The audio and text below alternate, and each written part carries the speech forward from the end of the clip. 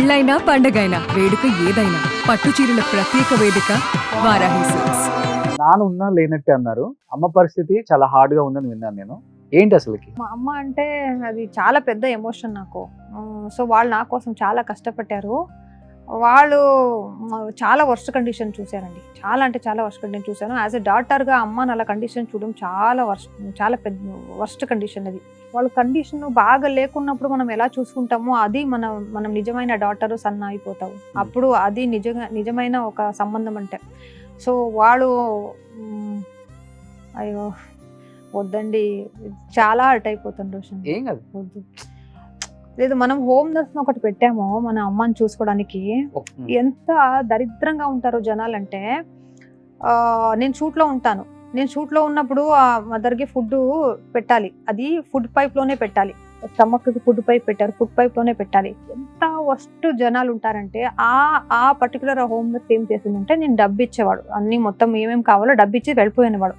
Powder పెట్టాలి, పౌడర్ని వాళ్ళు ఫుడ్లో మిక్స్ చేసి అదిని పెట్టేసేయాలి. ఆ పౌడర్ బాక్స్ 700 రూపీస్. అది ఒక 4 days వస్తుంది అంతే. 4 days 700 రూపీస్. ఆ డబ్బును కూడా వాళ్ళే పెట్టుకుని వాళ్ళకి ఫుడ్ కూడా ఇవ్వలేదు. అంటే మనం దగ్గర ఎందుకు చెప్తున్నా అంటే, నేను షూటింగ్ నుంచి 15 days తర్వాత ఒక లాంగ్ గ్యాప్ తర్వాత వెళ్ళిపోతే నాకు తెలిసింది మెడికల్ షాప్ లో. నేను అడిగాను, ఆ ఫుడ్ తీసుకు వెళ్ళలేదు మేడం, ఇక్కడ అమ్మాయి ఎక్కడ రాలేదు, ఇక్కడ మీ ఇచ్చిన డబ్బులో అమ్మాయిని తీసుకుంటుంది అనుకుంటాను, చూడండి అని ఇన్ఫర్మేషన్ చెప్పారు. అప్పుడు తెలిసింది. అప్పుడు నాకు చాలా బాధగా అనిపించింది. ఎంత జనాలు ఉంటారండి. ఒక తెలియకుండా ఒక పర్సన్ బెడ్ మీద ఉన్నారు, వాళ్ళ ఫుడ్ అడగాలి కూడా బాయలేదు, మాట్లాడడానికి కూడా బాయలేదు అన్నప్పుడు వాళ్ళ ఫుడ్ లో కూడా వాళ్ళు తినేస్తారంటే అంత దరిద్రం జనాలు కూడా మన సొసైటీలో ఉన్నారు. అందుకే మనం అలాంటి కండిషన్ ఇప్పుడు మనం మదర్ నో పేరెంట్స్ నో మనం చాలా దగ్గర ఉంటే చూసుకోవాలి. అప్పుడు నేను చాలా హర్ట్ అయ్యాను. అయ్యో ఎందుకు 15 days వదిలేసి వెళ్ళిపోయాను, ఇది కూడా చూసుకోలేకపోతున్నాను అంటే నేనే చాలా ఏడ్చానండి అప్పుడు.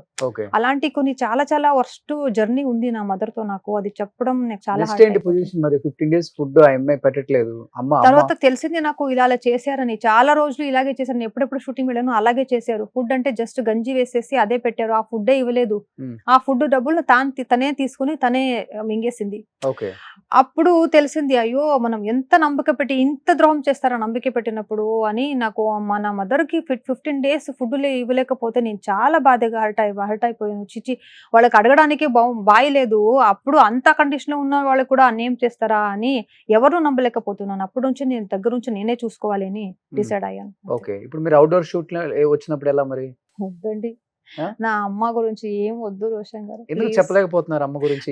నేను నా అమ్మ గురించి చెప్పి నాకు ఆ కర్టసీ నాకు వద్దు. నాకు ఆ అమ్మ గురించి చెప్పి అందరితో కర్టసీ గిట్టించుకుంటుంది ఆ అమ్మాయి అని ఆ పేరు నాకు వద్దు ప్లీజ్. అంతే. బట్ నానేంటి, నాన్న ఉన్నా లేనట్టు ఎందుకు చెప్పాల్సి వచ్చింది?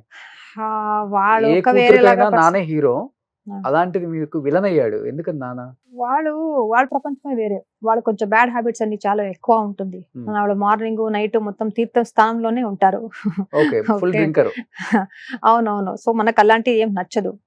మనకు మంచి క్యారెక్టర్ ఉండాలి. ఓకే, పార్టీ చేయడం డ్రింక్స్ చేయడం తప్పని నేను చెప్పట్లేదు, చేసుకోవచ్చు ఎప్పుడైనా weekly once, monthly twice, straight, అదొక డీసెన్సీ ఉంటాయి. కానీ అది వదిలేసి దాన్ని తాగడమే ఒక లైఫ్ చేసుకుని ఉన్నప్పుడు నాకు అలాంటి క్యారెక్టర్ నచ్చదు. వాళ్ళకి ఏం రెస్పాన్సిబిలిటీస్ లేదు. ఒక డాటర్ ఉంది, ఒక కూతుడు ఉంది, వాళ్ళకి పెళ్లి చేయాలి, వాళ్ళని చూడాలి, వాళ్ళ ఎడ్యుకేషన్ చూసుకోవాలి, అలా ఏం సేవం మనకు చేయలేదు.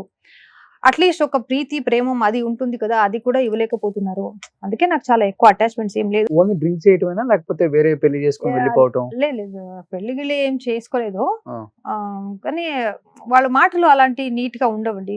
వాళ్ళు మాట్లాడే విధానం, వాళ్ళు బతికే విధానం మొత్తం డిఫరెంట్ గా ఉంటాయి. సో డబ్బు కోసం వచ్చి కొట్టడం అది అప్పుడు ఉండేది. ఇప్పుడు మనం ఎక్కువ కాంటాక్ట్ ఏం పెట్టుకోలేదు. సో నాన్న ఎన్ని ఇయర్స్ అయింది మీరు చూసి? అసలుకి చూస్తాను ఎప్పుడో ఒక 3 months 4 months ఒక టైం ఎప్పుడైనా ఉంటారు. బెంగళూరులోనే ఉంటారు? బెంగళూరు కాదు, ఏదో ఒక బెంగళూరు నుంచి కొంచెం ముందు 300 kilometers దూరంగా ఒక విలేజ్ లో ఉంటారు. సో మీరు వెళ్ళి చూస్తారు ఎప్పుడన్నా? వాళ్ళే వస్తారు, నేను వెళ్ళను. వాళ్ళే ఎప్పుడైనా వచ్చినప్పుడు మళ్ళీ గొడవ ఉంటుందా? గొడవ ఏం నేను ఎక్కువ మాట్లాడను. జస్ట్ వచ్చినప్పుడు హాయ్ బాయ్ అంతే. డబ్బుల కోసం అంతే. సో ఇస్తారు. వాళ్ళకి మంత్లీ మెయింటెనెన్స్ ఏం కావాలో నేను ఇస్తా, దాని తప్ప ఎక్కువ కాంటాక్ట్ ఏం పెట్టుకోలేదు. మీరు ఒక్కలే పాప? అవును. సిబ్లింగ్స్ లేరు మీకు? సో ఇప్పుడు మీరు సింగిల్, మీరు ఒక్కళ్ళే లైఫ్ లో పోరాడుతున్నారు, యుద్ధం చేస్తున్నారు. అంతేనా? గ్రేట్ కదా. గ్రేట్.